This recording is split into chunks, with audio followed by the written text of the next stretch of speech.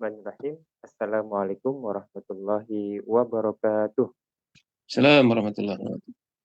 Alhamdulillahirabbil alamin. Assalatu wassalamu ala asyrofil anbiya'i wal mursalin. Sayyidina Muhammadin wa ala alihi wa ashabihi ajma'in amma ba'd. Alhamdulillah, puji syukur kepada Allah Subhanahu wa taala atas limpahan nikmat karunia yang Allah berikan kepada kita. Salawat dan salam semoga selalu tercurah kepada junjungan kita Nabi Muhammad SAW beserta keluarga beliau, para sahabat, dan seluruh pengikut beliau hingga yaumil akhir. Alhamdulillah hari ini kita ada event khusus GIT Insan Tama Banjarbaru berupa podcast dengan tema Sekolah Para Juara. Mengapa Sekolah Para Juara ini menjadi tagline SDIT Insan Tama, dan di setiap dimanapun ada SDIT Insan Tama pasti tagline yang sama, yaitu Sekolah Para Juara. Bagaimana Insan Tama memandang setiap siswa mampu memaksimalkan potensi mereka hingga kemudian menjadi juara. Insya Allah hari ini kita akan membahas Sekolah Para Juara ini. Kita langsung narasumbernya dari pusat, dari SIT Insan Tama Bogor, yakni bersama Ustadz Muhammad Karebet Wijaya Kusuma MA, beliau Direktur Kesiswaan SIT Insan Tama Bogor. Assalamualaikum Ustadz. Assalamualaikum warahmatullahi wabarakatuh. Sehat ya? Alhamdulillah, luar biasa Allah. Allahu Akbar. Sehat. Beliau sehat, alhamdulillah. Ya Ustadz, langsung aja ya Ustadz ya. Siap. Gimana nih, jenengan mau presentasi atau saya tanya-tanya dulu? Jadi boleh sambil ditampilkan slide-nya. Oke. Saya share screen ya. Nanti kita bahas per slide. Baik. Hadirin yang berbahagia, ini saya siapkan slide yang dari yang pertama saja. Ya. Ditampilkan. Oke. Ya. Oh, fontnya berubah ya. Nah, Ibunda dan Ayah Anda sekalian, Assalamualaikum warahmatullahi wabarakatuh. Waalaikumsalam. Ya, alhamdulillah atas izin Allah, atas pertolongan Allah, kita dipertemukan di sore hari yang cerah ini ya, untuk melakukan bincang-bincang hangat terkait dengan apa yang disebut oleh Insan Tama sebagai Sekolah Para Juara. Nah, ini slide-nya disiapkan untuk acara ini, beda dari judul yang biasanya. Ya, Ustaz Pujo. Jadi ini langsung persuasif. Ibunda dan Ayahanda doakan Anandas. Nah, Anandas itu sapaan kita untuk anak-anak di Insan Tama, Ustaz Pujo. Jadi Bunda dan Ayahanda, nanti kalau ada Ananda itu satu, tapi kalau Anandas itu banyak. Ya, untuk apa? Untuk mentransformasi diri menjadi juara sejati. Nah, sekolah kita itu sekolah para juara. Nah, berhenti sampai titik ini berarti slogannya itu para juara. Nah, ini menyangkut sejarah juga nih, Satu Jam. Kurang lebih 21 tahun yang lalu. Sekarang 2023, ya 21, 22 tahun yang lalu. Pada saat kita mulai pendirian, ya, para pendiri termasuk saya di dalamnya itu berpikir keras. Ini sekolah mau kita dirikan setelah semuanya selesai, visi misi selesai, terus slogannya apa? Nah, diskusi intensif di kita. Ya. Kita kalau rapat itu sampai tengah malam waktu itu, 1 jam. Mulai habis isya, kadang selesai jam 2 malam, kadang selesai jam 4. Jam 4 subuh pernah juga. Waduh, dahsyat sekali. Malam itu. Setiap Rabu. Nah, waktu itu, kemudian kita diskusi, akhirnya terpilih 1 kata, 3 kata ya, para sekolah para juara. Itu menyisihkan banyak usulan lain. Ya, kandidat slogan. Nah, slogan. Ini seru sekali nih Bunda dan Ayahanda. Memilih kata para juara, perdebatan sengit, kenapa tidak sekolah juara? Kenapa tidak sekolah sang juara? Kenapa tidak sekolah juara sejati? Wah, itu. Dahsyat Iya, itu. heeh. Ya. Itu tuh. Baik, ini perkatanya ya, Hmm. juara sekolah, para juara sekolah, juara, terus ada para, menunjukkan jamak. Ini semua perkatanya ada maknanya nampaknya. Betul. Jadi eh, insan utama itu sekolah. Nah, berarti seperti sekolah pada umumnya, dia ada sebuah sistem, ya, di situ ada kurikulum, di situ ada tujuan kurikulum, di situ ada pembelajaran, di situ ada guru, di situ ada tenaga pendidikan dan sebagainya. Itu sama saja dengan yang lainnya. Mhm, Kita juga mengandung kepada kurikulum nasional dari Kemendikbud. Jadi dari sampai dengan titik itu sama. Terus yang membedakan apa? Nah, ini sekolah yang bukan sekolah biasa, ini sekolah yang kita hajatkan untuk kita seriusi menjadi sekolah yang memenuhi apa yang diharapkan oleh umat. Jadi waktu itu perdebatannya atau diskusinya hangat sekali. Ini bagaimana caranya supaya sekolah kita itu setelah kita melakukan survei ke beberapa tempat, satu John, kita cek, wah ini kok kayaknya kurang, ini kok kayaknya nggak pas, ini kok kayaknya dan sebagainya. Yang kurang apanya? Islamnya. mhm, Kita cek ke beberapa sekolah kok kurang Islamnya. Terus ada yang nggak pas, oke, apa yang nggak pas? Eh, sudah mencoba untuk melengkapi segala sesuatunya, tapi kok masih tidak pas juga. Ada sejumlah pendekatan yang belum dilakukan. Misalnya mata kuliah matematika sudah dimulai dengan salam, sudah dimulai dengan doa, tetapi di materi matematikanya malah tidak dimasukkan unsur Islamnya. mhm, Memang ada Islamnya, bisa harus dimasukkan. Itu yang kita sebut dengan internalisasi. Jadi sampai di situ diskusinya itu. Nah, itu sekolah. Jadi kita ingin sekolah ini betul-betul bisa menjawab kebutuhan masyarakat, khususnya kaum muslimin saat itu. Kaum muslimin itu berdasarkan apa yang kita lihat waktu itu sampai dengan sekarang ini ingin agar anak yang dimasukkan ke dalam sekolah ini mendapatkan semua. Wah, ini dia. Seperti one stop stopping ini, one stop learning. Dia dapat ilmu kehidupannya, itu ada iya, matematika, biologi, ada macam-macam di situ. Dia tapi juga ingin mendapatkan apa yang disebut dengan sakofah Islam. Islamnya harus dapat, sholatnya harus benar, puasanya juga iya, ya. Apa namanya biasa juga dapat. Bahkan dalam beberapa hal fikih juga mesti dapat. iya, iya, Fikih wudhu fikih seperti Nisa, apa? Fikih praktis ya. fikih Nisa, Fikih Nisa juga masuk dalamnya. Jadi fikih ini kan sudah amaliyah, gitu. Ini juga harus dapat. mhm, Tapi juga nggak cukup sampai di sini. Kadang-kadang sudah dapat sakofahnya, tapi apa namanya tidak dipraktikkan dalam keseharian. Akhirnya masyarakat hari itu juga ingin agar sudah dapat yang pertama ilmu kehidupan, sudah dapat yang kedua sakofah Islam, yang ketiga ingin mendapatkan syahsia Islam. mhm, Kepribadian Islamnya juga harus dapat. Kepribadian Islam itu dalam bahasa yang disebut karakter, kalau kita dalami isinya cuma dua. Satu, pola pikirnya Islami, pola sikapnya juga Islami. mhm, Nah, itulah bangunan sekolah yang harus kita buat untuk menjawab kebutuhan saat itu. iya, Dan ternyata Ustadz Pujo dan Ibu dan Ayah sekalian, kebutuhan ini sampai sekarang nih mhm, tidak bisa dielakkan ini. Makin ke sini kok makin menyeramkan kehidupan kita itu. Ya, kemarin kita baru ngeh ternyata diam-diam ada bisul yang meletus, ya, bisul yang meledak. Ternyata ada ribuan anak muda kita yang sudah terjebak dalam perilaku seks bebas misalnya. Ini ngeri sekali. Ini di SMA, SMP. Kalau datanya dibuka semua, mungkin SD ini. Karena saya tahu beberapa tahun lalu sudah mendapat juga informasi. Ini kan mengerikan gitu. Ini kan tidak lepas dari pola pikir dan pola sikap Islam. Nah itu baru satu bangunan tuh bahasannya panjang itu. Satu. Jadi gimana sekolah ini bisa menjawab kebutuhan kekinian saat itu dan menurut saya ini terus berlangsung sampai sekarang bahkan sampai yang akan datang ini bagaimana menghadirkan itu sebagai salah satu solusi untuk masyarakat itu sekolahnya. Nah, itu apa lagi tadi?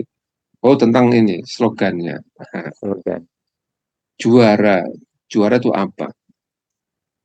Juara itu adalah sebuah pernyataan yang ditujukan kepada seseorang di mana seorang itu diakui memiliki kompetensi, diakui memiliki potensinya menjadi kompetensi, potensinya sudah berubah menjadi kompetensi, menjadi sesuatu yang bisa diandalkan untuk yang bersangkutan karena dikompet dengan yang lain, karena dinilai dibandingkan dengan yang lain.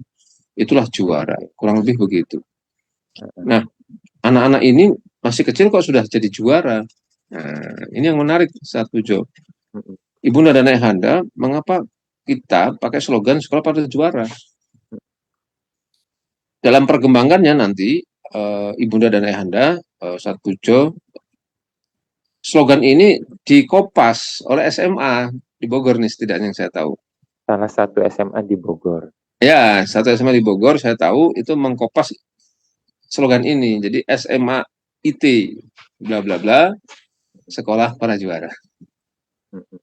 Kenapa yang bersangkutan itu mengkopas dari kami? Karena cerita juga pada kami itu.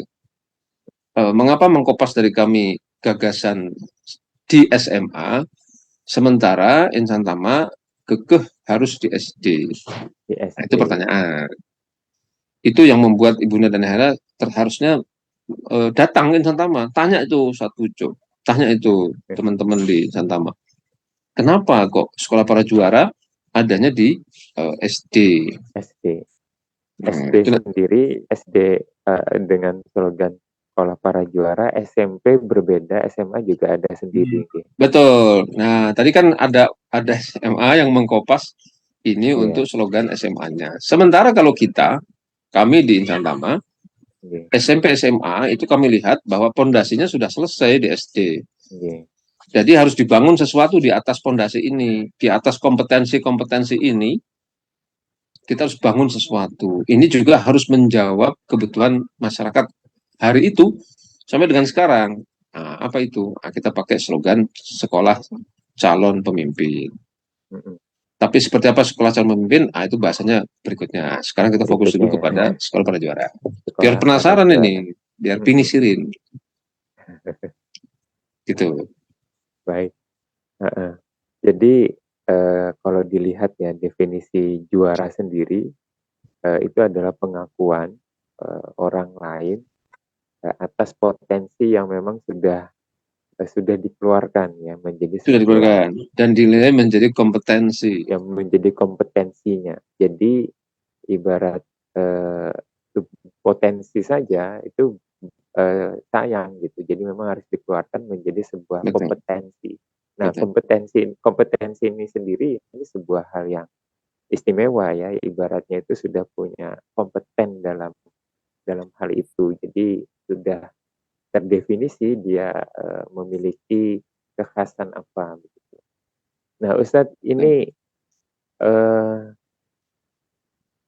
para juara ini kan jamak artinya para. Nah, Dia bukan singular ya, tapi jamak.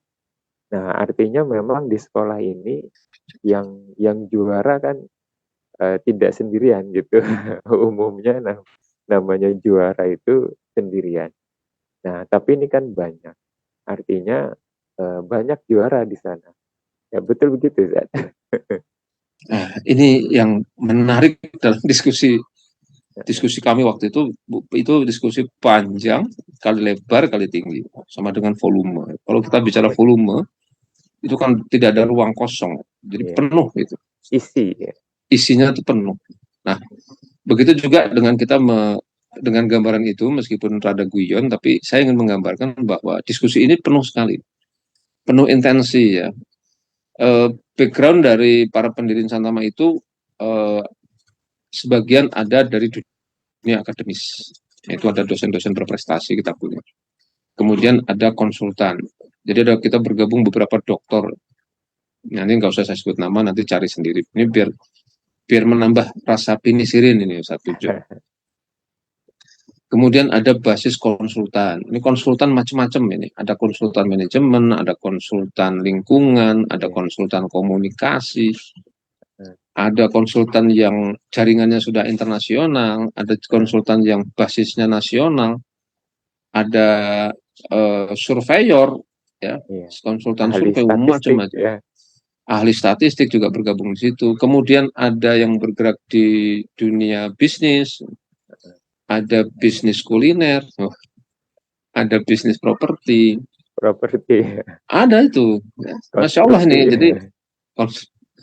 Jadi ibunda dan ayahanda, kalau kemudian, oh itu maaf, itu dunia pekerjaan, belum lagi background pendidikannya. Jadi kenapa tadi kita sebut isi? Karena begitu kita mendiskusikan dan menemukan satu pernyataan, satu statement, itu eh, isinya itu dari semua semua jenis background tadi itu. Mm-mm. Nah, juara itu disepakati akhirnya.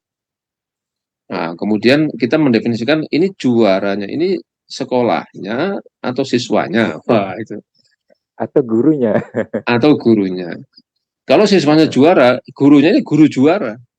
Oh, nah, Gurunya itu guru yang paham sekolahnya juga tentang juara. juara. Nah, jadi kita ini meletakkan concernnya bukan kepada guru, meletakkan concernnya bukan pada sekolah, tapi kita meletakkan concernnya adalah anak ini akan jadi apa di sekolah ini. Nah, gitu satu job. Jadi Iya, iya. eh, remix atau miksasi dari semua pendapat tadi. Akhirnya disepakati, singkat ceritanya itu. Kalau saya jelaskan nanti panjang itu, karena dari isya sampai akhir subuh. Nah, akhirnya kita sepakati bahwa juara itu potensi, akhirnya kemudian menjadi cikal bakal kompetensi yang akan digodok berikutnya. Itu kita pahami bahwa setiap individu itu ternyata memiliki potensi-potensi itu. Jadi kita tidak boleh menutup mata bahwa setiap anak itu punya potensi. Dan potensi setiap anak itu, Masya Allah, itu ternyata macam-macam juga itu. Jadi ibunda dan ayahanda, Mm-mm. kalau kita bicara anak itu, kami punya pendekatan sendiri. Itu ternyata dari sekian pendekatan itu, setiap anak mungkin ada yang punya satu, dua, tiga jenis, bahkan ada yang semuanya jenis dan sebagainya, itu sangat memungkinkan. Hanya selama ini kita lempeng saja. Nah, insan Tama berupaya untuk tidak lempeng. Insan Tama berupaya untuk melihat dengan pandangan, kalau pakai bahasa konsultan, Ustaz Tujuh, pandangan helikopterik. Jadi Oke. kita naik ke atas, nah kita lihat, wah, anak ini punya ini dan sebagainya. Nah, itu maka muncullah kemudian kita tidak boleh melihat satu anak saja sebagai juara, tapi semua anak adalah para juara. Nanti akan beda perlakuan itu satu Jo. Mm-mm. Kalau kita hanya menang satu, nanti sekolah itu cuma melihat ini siapa aja nih bibit-bibit bagus ini. Nah, itu saja yang kemudian kita dorong, Oke. ya, seperti yang selama ini terjadi. Tidak di SMP, tidak di SMA, tidak di SMA. Tapi kita memandang bahwa kita harus mendorong semuanya. Kalau tidak bisa juara, ya kita jadikan juara. Mm-mm. Apa yang susah gitu. Nah, gitu. Jadi diskusi hangat tentang ini luar biasa. Sampai kita punya sebuah statement yang akhirnya menjadi kredo. Nah, saya mau bilang sama Ustaz Pujo dan Ibunda dan Nation sekalian, kalimat yang kita usung tadi itu tidak berhenti hanya sebagai slogan, tapi kita kembangkan menjadi kredo. Nah, apalagi itu kredo? Kredo kalau kita lihat di kamus secara umum artinya adalah statement, sebuah pernyataan yang menyemangati, statement yang menyemangati kita semua dan yang mau kita raih itu. Jadi nanti akan ketemu slogan, akan ketemu kredo, nanti akan ketemu sapaan. Nah, tadi Ustaz Oh, Pujo sudah memperagakan tuh Ibra dan Ayahanda. Itu di sana mah harus tuh. Apa kabar hari ini? Alhamdulillah, luar biasa. luar Oh, biasa. Akbar. Allahu Akbar. Yes. Nah, masing-masing ada pengertiannya juga itu. Komplit pokoknya. Nah, itu ada. Biar tambah ini sirin. Penisirin. Baik, baik. Heeh, heeh. Eh, Baik, ini kalau di slide-nya ini boleh dilanjutkan ya, Ustaz ya? Nanti dulu Kita, ada yang menarik nih. Coba lihat itu gambarnya. oke, oke. Itu, yang SD itu sebelah Heeh, kanan tuh. heeh. Yang pakai Nah, apa baju putih ya? ya. Tengah ini kalau tidak salah ini SMA awal, peralihan dari SMP. Nah, Heeh. sebelah kiri udah beda lagi nih. Ini SMA sudah kita dorong banyak keluar. Jadi nanti kalau kita bicara Oh, insan tama, itu akan banyak sekali kegiatan. Jadi kita menempatkan dua posisi, satu Jo dan Ibu dan Ayahanda. Jadi pendidikan itu porosnya. Pendidikan mm, itu kegiatan utamanya, core activity. Nah, iya. kemudian ada namanya kegiatan kesiswaan. Kegiatan kesiswaan itu sebenarnya core activity juga, kegiatan pembinaan kesiswaan. Karena pendidikan dan pembinaan tidak bisa dipisah. Tetapi dalam prakteknya kita menempatkan kesiswaan itu untuk membackup, untuk mendukung, untuk mensupport kegiatan pendidikan. Dengan semua ini kita berharap dengan totalitas yang kita bangun, Ibunda dan Ayahanda kalau Santama itu yang akan dilihat totalitasnya, insya Allah. Nah, itu kita berharap betul-betul anak-anak itu menjadi para juara sejati. Nah, gitu. Nah, mau dibuka slide-nya berikutnya boleh. Baik. Gimana, udah finishirin?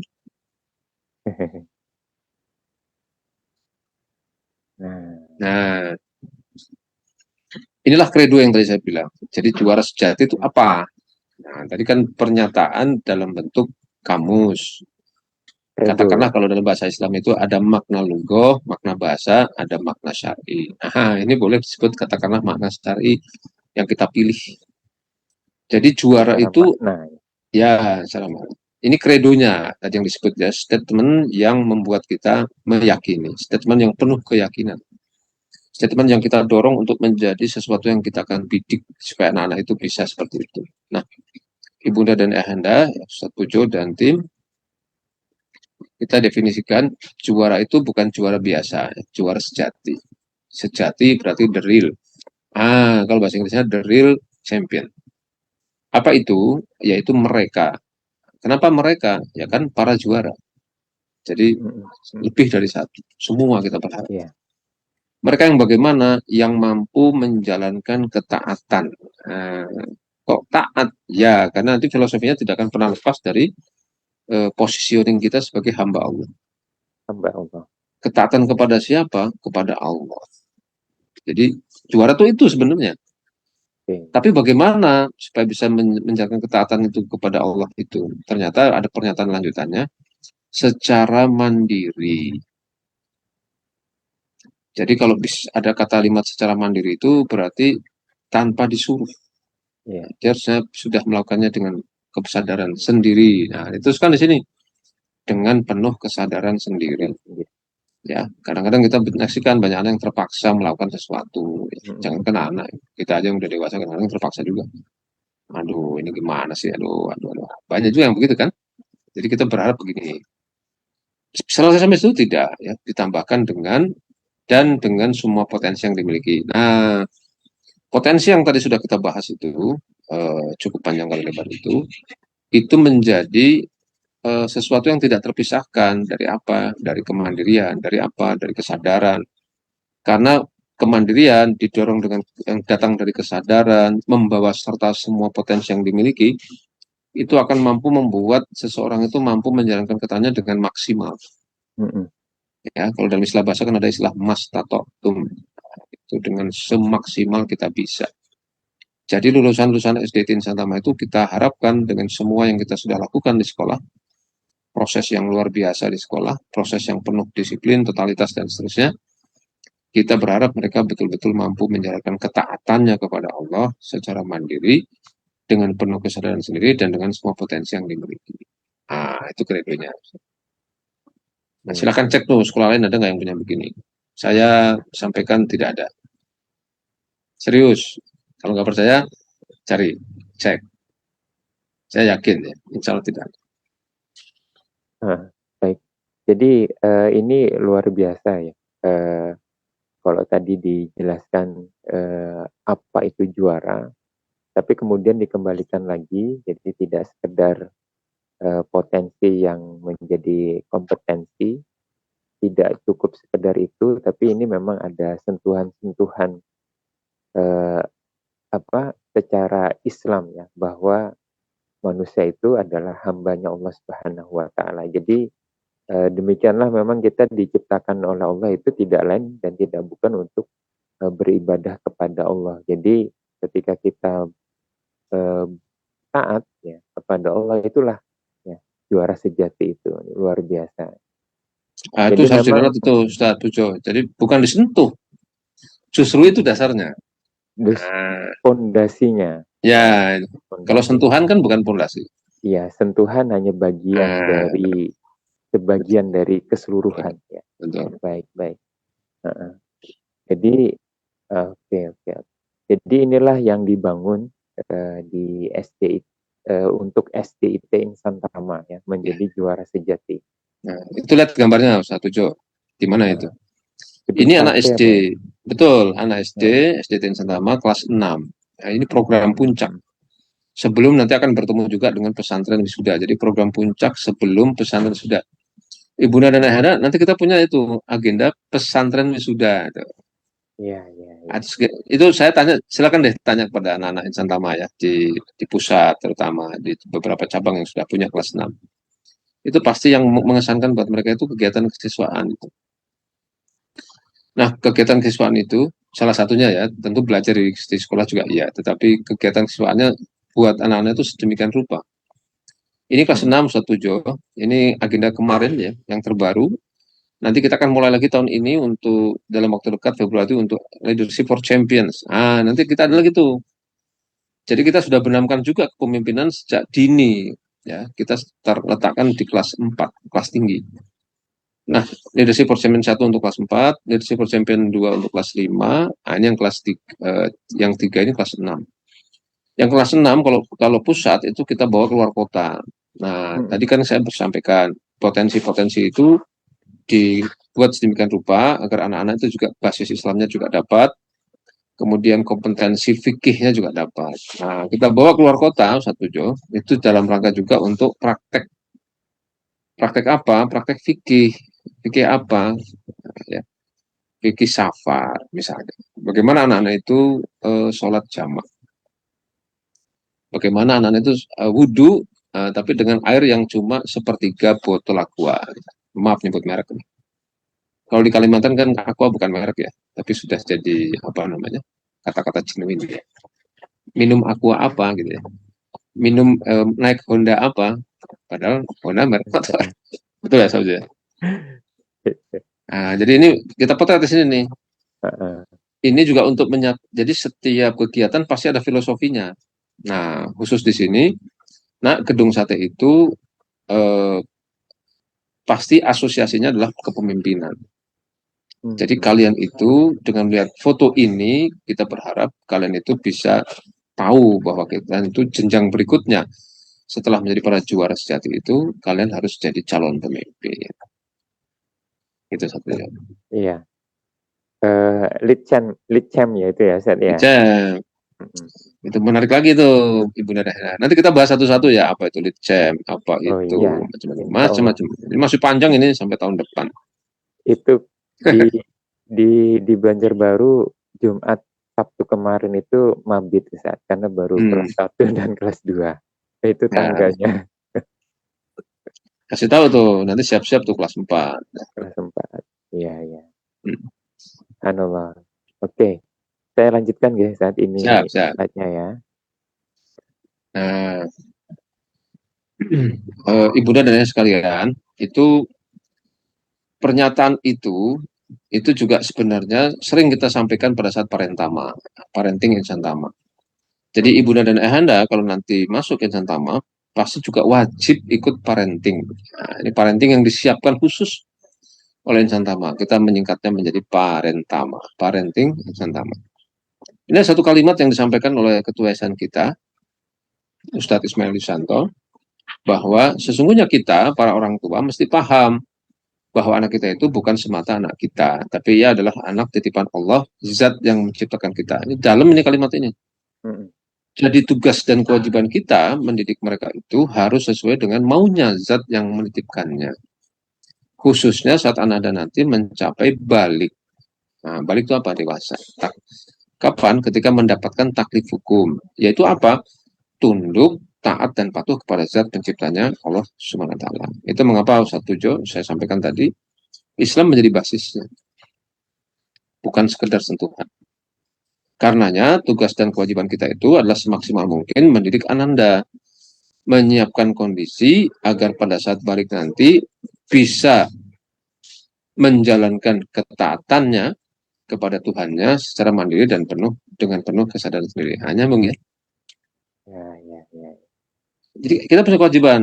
Mengapa kemudian Ustadz Pujo dan tim juga kami di pusat dan juga di daerah itu tidak mempromosikan insan taman, tapi sebenarnya menyeru agar setiap sekolah itu begini.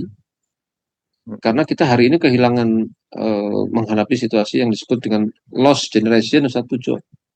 Mm-mm. Anak-anak generasi yang hilang. anak-anak yang generasi tiba lost generation, padahal sebenarnya secara fisik ada, tapi dinyatakan hilang. betul, fisiknya ada, tapi dinyatakan hilang. Kenapa dinyatakan hilang? Karena keberadaannya tidak seperti yang dimaui oleh zat yang menciptakannya. Kalau saya punya pabrik, lalu saya membuat, ini ilustrasi sederhana, saya punya pabrik. Hmm, Pabrik itu membuat produk. Katakanlah dari 100 produk yang saya buat, itu ada yang namanya produk gagal. hmm, Nah, produk gagal biasanya tidak banyak, mungkin cuma satu, dua, iya, tiga, gitu, dengan jari. Apa yang saya lakukan dengan produk gagal? Ya saya buang, saya singkirkan. Tidak sesuai dengan spek. hmm, Spek pabrikan tidak begitu. Tapi iya, ini muncul juga, ya sudah. Kalau ada yang mau, ambil saja lah. Nah, itu produk gagal. Nah, lost generation itu lebih parah daripada produk gagal. Karena hmm, kalau dari 100 saya produk, maka 90-nya itu hilang, gagal semua. hmm, Nah, kalau sebuah produk itu gagal, gimana mau dipakai? Kan nggak bisa, nggak cocok juga. iya, Nah, itulah lost generation. Apa tanda-tandanya lost generation? Nah, nanti kesempatan berikutnya saya bisa bahas lebih dalam. Tapi intinya adalah ketika anak ya, mewujud menjadi taklif, ya pada saat jadi dewasa, dia tidak seperti yang sesuai yang diharapkan oleh zat yang menciptakannya. Nah, ini yang kita sebut sebagai lost generation. Apa yang terjadi? Contoh-contohnya tadi yang disebut Ustaz Tujo. Ada ribuan anak hmm, SMA. Itu kan usia balik tuh. Ternyata sudah tidak perawan. Apa tandanya tidak perawan? Minta dinikahkan. Kenapa minta dinikahkan? Karena ternyata hamil. amin, Hamil itu kan mungkin ada yang hamil, mungkin ada yang tidak. Tapi ketidakperawanan itu simbol bahwa dia tidak seperti anak yang dimaui oleh zat yang menciptakan. Apa yang dimaui Allah? Menikahlah dengan syarat, secara hukum syar'i, hukum syarat. Ini tidak. Nah, itu baru satu. Saya punya slide lebih banyak lagi Ustaz Pujo, ada lebih hmm, dari 40 slide itu. Isinya adalah penjelasan tentang lost generation. Ngeri saya sampaikan. Nanti hmm, ibu-ibu tidak bisa tidur ya. Bapak-bapak tidak bisa bekerja, mules semua. Itu lost generation. Ngeri gitu. Nanti saya bicara lagi di SMA, itu lebih ngeri lagi Bapak Ibu. Nah, supaya tidak tambah ngeri, nah kita kesini aja dulu. baik, baik. Jadi ini memang dikembalikan lagi tentang kewajiban kita kepada Anandas ya. Jadi ketika pada usia balik dia sudah siap ya, karena pada saat itu semuanya sudah mulai dihitung ya, pahala Betul. dan dosa. Di sanalah kewajiban kita untuk menyiapkan anak-anak. Betul. Baik, ini saya lanjutkan guys. Slide-nya aja. Nah, ini Nah, bagian usia ya, itu. fase. Ini pertanyaan lagi, Ustaz Tujuh. Mm, Kok dari tadi potensi, potensi, potensi. Dari iya, mana asalnya? mm, Kok dari tadi, eh, kenapa kok juara? Kenapa yang dibidik juaranya? Bukan dibidik yang lainnya. Kenapa tidak kepemimpinannya? Dan mm, sejak awal dan seterusnya. Di samping ada banyak sekali apa namanya hasil riset, kemudian juga telahan dari sudut pandang dalil bahwa pendidikan itu harus dimulai sejak kecil, bahkan sejak sebelum orang tua menikah dan sebagainya. Maka kita juga harus melihat fase usia. Usia anak itu kan Islam itu sesungguhnya ibunda dan ayahanda hanya memisahkan dua saja, usia taklif dan usia sebelum taklif. Sebelum taklif sebetulnya apa? Anak-anak. Nah, anak-anak kalau mau dipanjangkan itu ada tamyiz, ada amrok. Kalau mm. mau dipanjangkan, tapi ini cuma dua saja. Satu Jo, ada juga yang bertanya, terus remajanya di mana? Nah, ini remajanya di mana? Di dalam psikologi Islam, bolehlah disebut psikologi Islam. Saya pernah berdiskusi dengan salah satu psikolog yang mendalami Islam. Beliau menyampaikan begini, tidak ada itu remaja. Hmm, Yang ada hanya anak sebelum taklif dan setelah taklif. Nah, anak dan dewasa itu saja. Lalu saya dalami lagi, kenapa harus ada kata remaja? Jadi ibunda dan ayahanda, ini ada titik kritis di masa menjelang taklif. Masa apa? Masa anak-anak. Titik kritis yang kalau kemudian tidak bisa seperti yang tadi disampaikan, bahwa dia taat kepada Allah dengan mandiri, dengan penuh kesadaran sendiri dan sebagainya, Hmm. itu nanti bisa jadi bumerang. Bumerangnya itu dia sudah taklif, dia sudah tahu bahwa dia itu umur taklif, dia sudah tahu bahwa dia harus taat kepada Allah, tapi dia memberontak dengan banyak alasan, dengan pengajaran dan sebagainya. Ya kan hari ini banyak ya, kita mengalami situasi melihat anak-anak. Kenapa kamu kok melakukan hal yang begini? Padahal kan nggak boleh. Nggak apa-apa, ini kan aku sendiri. Bahkan ada kalimat yang ini badan-badanku sendiri, kemaksiatan-kemaksiatan aku sendiri. Kok situ yang repot? Wah, kan ada juga yang begitu. Dan banyak itu satu mengejala. Hmm.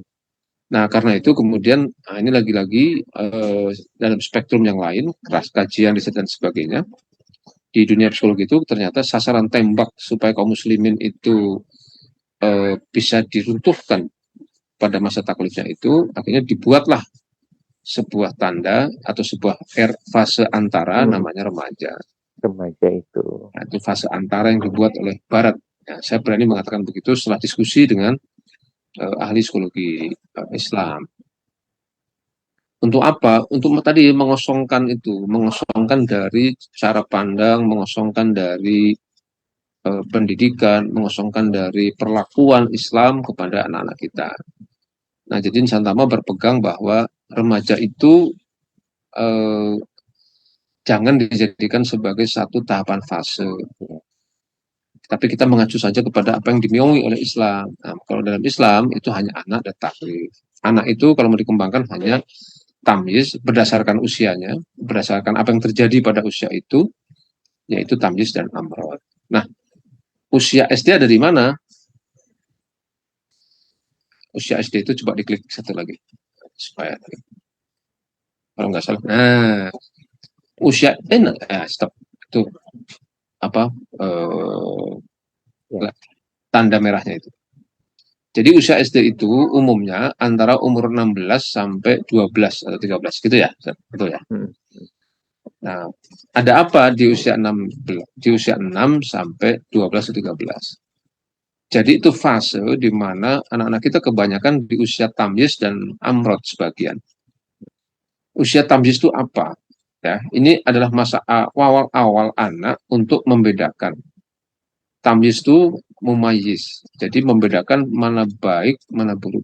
Membedakan mana benar, mana salah. Melalui penalarannya pada masa ini anak harus mendapatkan pendidikan pokok syariat. Ya, di Insan Tama kita posisikan tamyiz itu sebagai anak kelas rendah. Hmm. Kelas 1, kelas 2, kelas 3. Jadi di tiga tahun pertama ini berdasarkan hasil sesuai dengan tabel di sini, itu anak-anak harus mendapatkan pendidikan pokok syariat.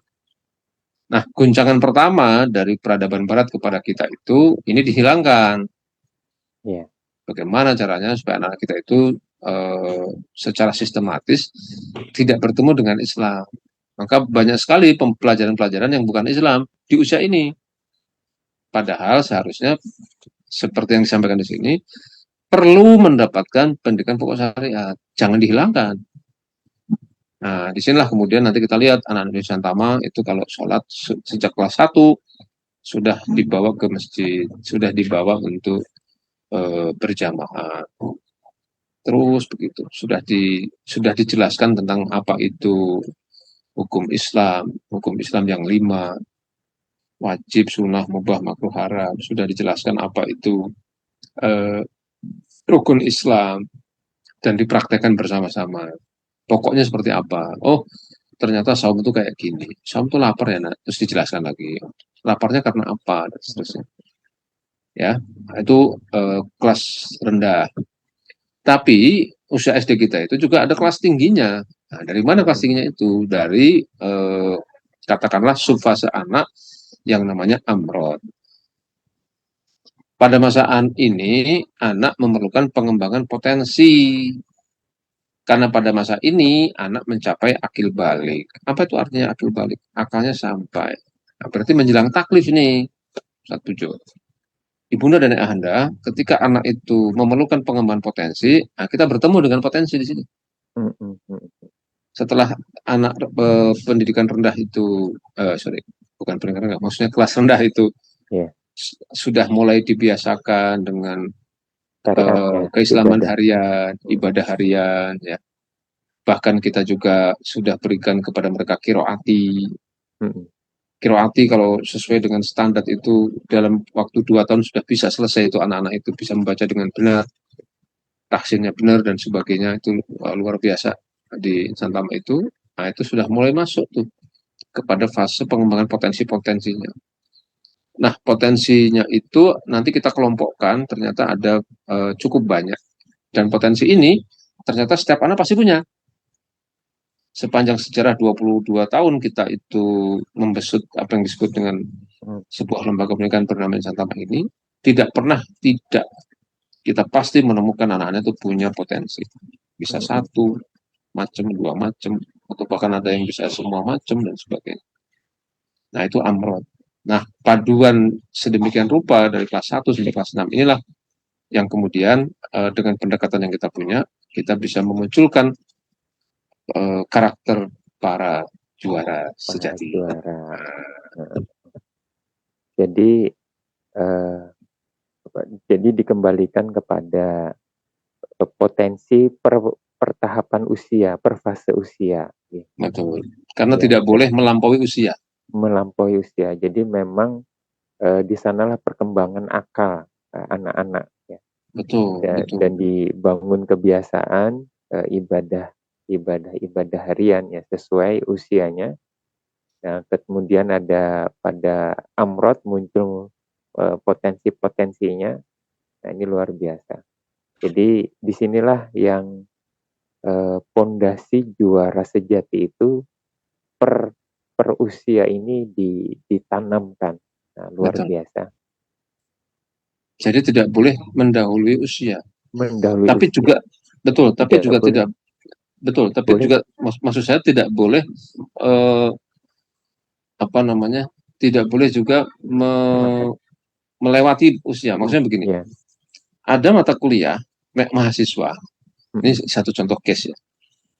Itu kalau kita mau mendapatkan ilmu itu kita harus kuliah dulu satu mm, ya.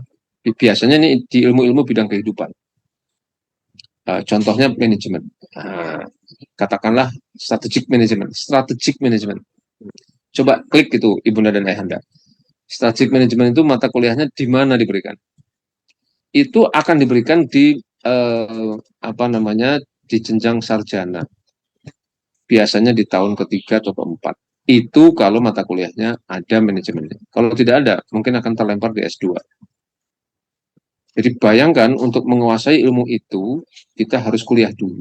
Berarti SD selesai, SMP selesai, SMA selesai, SD berapa tahun? mm, 6 tahun ya, SMP 3 tahun, 9 tahun. Kemudian SMA 3 tahun, 9 tambah 3, 12 tahun.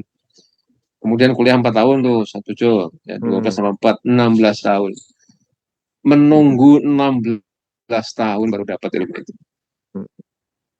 Nah, sekarang, itu yang tadi saya maksud yang kedua, saya tes case. Kita tidak bisakah ilmu ini kita berikan kepada anak SMA? Mm, Ternyata bisa, satu jo. Tidak mm, bisakah ilmu ini kita berikan ke anak SMP? SMP juga bisa. mm. Jadi satu ya ilmu itu tidak boleh melewati apa namanya umurnya karena artinya apa? Karena menunggu ini akalnya sampai ini. Ketika akalnya sudah sempurna masuk dia dengan cepat. Sebelumnya adalah pembiasaan-pembiasaan. Oke. Tetapi juga ada ilmu yang menurut peradaban barat hari ini baru bisa dibereskan atau baru bisa diberikan nanti pada saat kuliah. Ternyata tidak juga. Mm, mm. Ternyata bisa diberikan sejak awal. Jadi kata kuncinya apa? Kita betul-betul harus mengetahui sebenarnya pendekatan syariat itu kepada usia itu harusnya bagaimana. Nah, di sini kita diberikan informasi. Berarti anak-anak yang katakanlah subfasenya itu tamyiz, itu kemampuan berpikirnya itu mampu sampai pada pendidikan pokok syariat. Mm-mm. Tetapi anak yang sudah lewat fase tamyiz menjadi amrod, maka fasenya sudah naik lagi. Mm. Karena akalnya sudah sampai, berarti dia sudah bisa membedakan mana benar, mana salah. Mm. Berarti levelingnya naik lagi lebih tinggi. Nah, itu maksudnya. Baik, baik, baik. Gara-gara ini Ustaz Pujo, nah, itu banyak Mm. orang tua yang bilang, ini harusnya yang sekolah anak orang tuanya ini. Orang tuanya juga perlu sekolah ini. Itu sering saya mendapati kalimat itu. Oke. Dulu kami Baik. nggak begini Pak, soalnya. Kok begini ya, gitu. Mm. Saya di SMA tuh sering mendapati apa permintaan orang tua meskipun bercanda ya. Kalau gini caranya harusnya kami yang belajar ini Pak. Pak. Tapi saya langsung jawab satu jawab. Tidak bisa, kami tidak mau kalau Bapak dan Ibu belajar jadi siswa kami. Kenapa? Ya susah lah kita, gurunya siapa? Sambil saya candai. Mm. Monggo satu jawab. Iya. Tapi di Insan Tama ada itu ya, Ustaz ya. Habis habis ulangan semesteran, nunggu Hmm, rapotan itu hmm. orang tua ada pengalaman mengajar itu kalau nggak salah ya, Betul. ya kan? Ya, MBUA kalau tidak salah, mengajar bersama Umi Abi. Nanti MBUA nanti Bapak Ibu ya, Ibu dan Anda silahkan tuh merasakan. kasih merasakan. Asik. Baik, ini saya lanjutkan. Ini maksimal 10 menit lagi, Ustaz. Oh, Di siap. tempat saya menjelang maghrib. Tak apa. Nih, Ya, kita ya. lanjutkan. Wow, ini apa ini? Nah, terakhir ini yang Oke. disiapin buat yang terakhir. Mm-mm. Jadi Ibu dan Anda, terus kalau begitu Insan Tama itu seperti apa? Dengan slogan para juaranya, dengan penjelasan para juaranya, kemudian tadi ada fase usia dan sebagainya. Nah, inilah bagannya. Mm-mm, mm-mm, Jadi ada filosofinya, ada orientasi dan struktur kurikulum pendidikannya, ada skill utama yang diberikan, ada pendekatannya, ada program dan kegiatannya, dan mm-mm. berakhir dengan output outcome. Jadi membacanya dari kiri ke kanan. Filosofinya apa? Ini anak-anak tamyiz dan amron. Apa filosofinya? Berarti harus masuk di situ dasar-dasar tauhid, harus masuk di situ pokok-pokok syariat, harus masuk di situ pengembangan potensi. 3 poin. Lalu filosofi ini harus dimasukkan ke dalam orientasi dan struktur kurikulum. Inilah basisnya. Ketika bicara nanti saksiyah Islamiyah, nah, itu harus masuk nih dasar tauhid, pokok Mm-mm. syariat, pengembangan potensi. Ketika nanti masuk kurikulum sakofah Islam, ini juga harus diperhatikan. Ini menjadi muatannya. Ketika nanti bicara ilmu kehidupan, sama.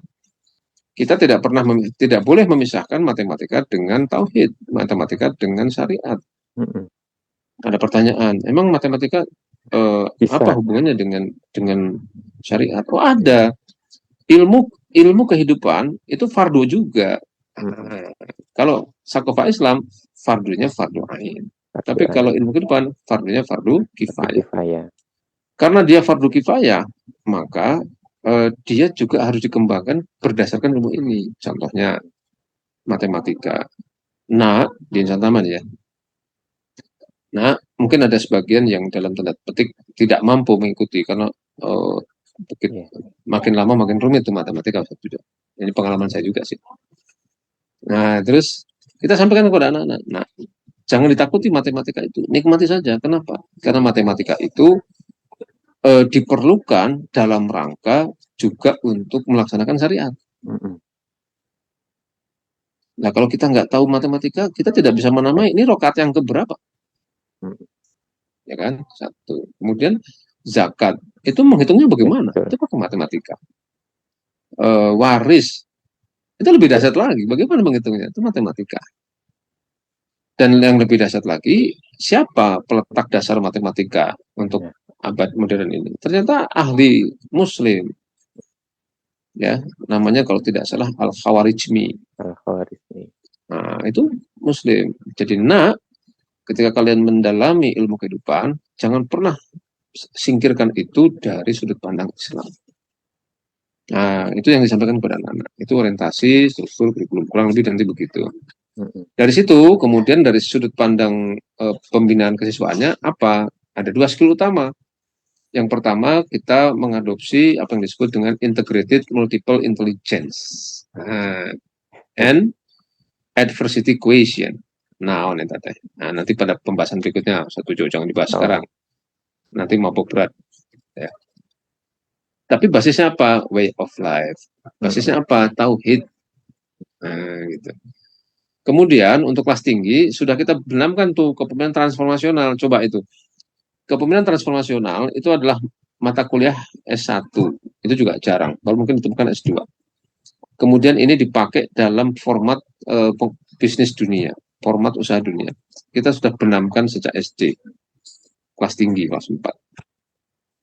Basisnya lagi-lagi way of life. Tuh, Bu, Bunda dan Ayahanda, silakan dicari tuh sekolah yang melakukan proses ini. Tidak ada, ini hanya di Santama. Insya Allah. Silakan nanti cari satu job. Mm-mm. Coba klik sekolah yang melakukan ini. Kalau multiple intelligence mungkin ada, tapi kita menggunakan integrated multiple intelligence. Kemudian juga adversity question, ya, kecerdasan kemandirian. Ada tuh satu job, ya, kecerdasan kemandirian. Kemudian kepemimpinannya transformasional, itu yang kita adopsi. Terus pendekatannya apa? Nah, karena usia anak itu usia bermain, Mm-mm. PSD. jadi betul. Nah, SD itu usia bermain usia 7. Maka pendekatannya learning and training by doing. Mm-mm. Learning and training by doing. Kalau kita bilang mau, nak, ayo kita apa namanya melihat alam, ya kita bawa ke alam. Mm-mm. Kita mau lihat contoh bunga-bunga anggrek, ya kita bawalah ke taman anggrek. Suruh dia megang di situ, suruh dia lihat di situ. Oh, terus dibandingkan. Jadi ini fun betul ini satu Jo. Mm-mm. Ibu dan ayahanda, anak-anak itu kalau mau belajar di Santa Maria, masya Allah. Kalau mau lihat pantai, ya kita bawa ke pantai. Kalau Mm. mau lihat sungai, ya kita bawa ke sungai. Kalau mau lihat pohon, ya kita bawa ke pohon. Jadi langsung dengan objek yang dapat diindra. Iya. Kenapa? Karena tadi ya kan fase anak-anak itu pada Mm. saat mulai apa memayis, tamyiz, Lumayan. bisa membedakan mana benar mana salah, kan mikirnya sudah mulai sempurna. Mm-mm. Berarti harus didekatkan dengan fakta. Nah, faktanya yang harus dapat diindra Di Indra. supaya dia punya pemahaman. Nah, yang namanya pohon itu ada batangnya, ada rantingnya, ada daunnya. Sekarang dengan maklumat itu, dengan informasi itu, mari kita lihat pohon yang sesungguhnya. Faktanya. Oh, dilihat. Oh, betul ada dahannya. Mana dahannya, nak? Ini. Mana rantingnya, nak? Ini. Mana apa namanya daunnya, nak? Ini. Selesai. Mm-mm. Terus eh, bisa nggak diraba? Diraba. Oh iya ya, keras dan sebagainya. Pertemuan antara apa informasi yang sudah didapat sebelumnya dari guru tadi penjelasan, kemudian ketemu dengan fakta yang dapat dia indra, itulah yang bisa melahirkan pemahaman. Nah, wudhu itu pakai air. Cara Mm-mm. pakainya begini. Ada peragaan di sekolah. Itu informasi. Nah, mari kita praktekkan. Oh, wudhu itu begini. Nah, masuklah pemahaman itu. Nah, itu learning by dan training by doing. Terus nanti akan ketemu program. Iya. Programnya nggak banyak-banyak amat ini. Karena kita kan membatasi juga. Anak-anak tidak boleh melebihi kemampuannya. Maka di situ ada mabit angkatan, ada HKS, ada ekspresi, ada visiting, ada kepompong Ramadan, ada leadership for champions, dan ada pesantren yang sudah. Nah, nanti apa itu masing-masing? Nah, jangan kemana-mana, kita saksikan yang satu. Baik. Nah, output outcome-nya apa? Tuh, bisa dibaca tuh ya sama Ibu dan Iya. Ayahanda. Paham dasar-dasar tauhid, paham pokok-pokok syariat, paham potensi diri, mampu belajar mandiri, 4, mampu menjaga ketaatan, 5, 6, komitmen penguatan sebagai calon alumni dan alumni. Nanti dari pesantren sudah. Iya. Kenapa? Karena kita berharap jangan sampai melupakan. Nah, kamu sudah bisa seperti ini. Lanjutkan, Mm-mm. teruskan, istiqomahkan. Mm-mm. Sebuah Gitu. komitmen gitu. Gitu. Nah, nanti pertemuan berikutnya kita bisa bahas lebih detail ya. Lebih detail. Nah, jadi Sengaja iya.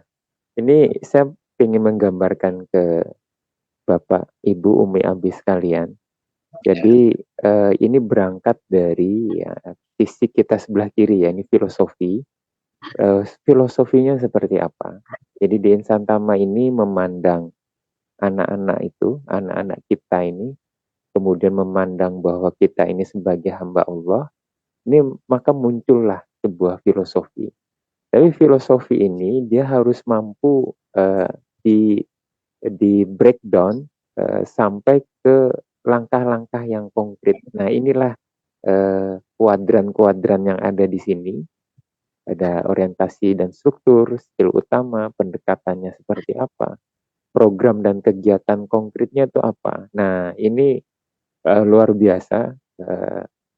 Ini saya tidak bisa membayangkan ya untuk memetakan filosofi ini sampai ke outputnya seperti apa. Ini membutuhkan curahan keseriusan dan Jangan juga dibayangkan Ustaz Pujo.